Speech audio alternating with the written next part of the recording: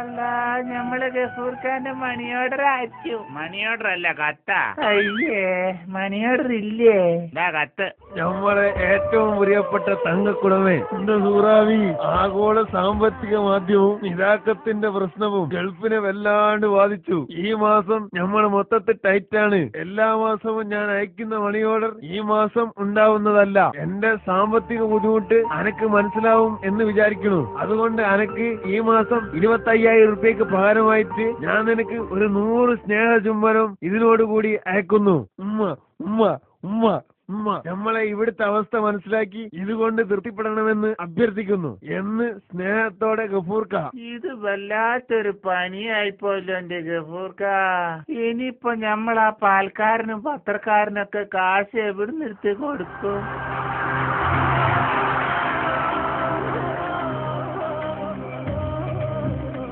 ഗഫൂർക്ക, നാട്ടിൽ നിന്ന് നിങ്ങളുടെ ഭാര്യന്റെ കത്ത് വന്നിട്ടുണ്ട്. അൽഹംദുലില്ലാ, വേഗം എടുക്ക്. നമ്മളെ പ്രിയപ്പെട്ട ഗഫൂർക്ക, എന്തോ നിങ്ങൾ അയച്ച 100 ചുടി ചുംബനങ്ങളും നമ്മള് കിട്ടി ബോധിച്ച്. വളരെ നന്ദിയുണ്ട് ഗഫൂർക്ക, നന്ദിയുണ്ട്. കഴിഞ്ഞ മാസത്തെ ചെലവിന്റെ കണക്കുകളൊക്കെ ഞാൻ ഇതോടൊപ്പം അയക്കുന്നുണ്ട്. ഒരു മാസത്തെ പാലിന്റെ കാശിന് പകരമായിട്ട് പാൽക്കാരന് ഞാൻ 2 ചുടി ചുംബനം കൊടുത്ത് അത് സെറ്റിൽ ചെയ്തു. ബില്ല് അടയ്ക്കാഞ്ഞിട്ട് ഫീസ് വിടാൻ വന്ന കറണ്ട് ഓഫീസിലെ ആൾക്ക് 7 ചുംബനങ്ങൾ കൊടുത്ത്.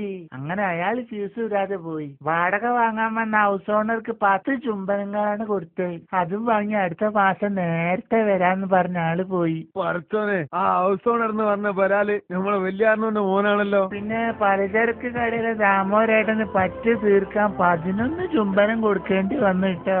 നമ്മളെ ഫോണില് മിസ് കോൾ ഇടാൻ കൂടി ബാലൻസ് ഇല്ലാത്തോണ്ട് റീചാർജ് ചെയ്യണ മൊബൈൽ ഫോൺ ഷോപ്പിലെ സ്റ്റാഫിക്ക് ഒരു 20 ചുംബനം കൊടുത്തു. പിന്നെ അവസാനായി ഈ കത്തയക്കാൻ സ്റ്റാഫിന് കാശില്ലാത്തത് കാരണം പോസ്റ്റ്മാനും കൊടുത്തൊരു 10 ചുംബനം. ഈ കത്ത് അവിടെ കിട്ടിക്കാണെന്ന് വിചാരിക്കുന്നു. ഗഫൂർക്ക് ടെൻഷൻ അടിക്കണ്ട.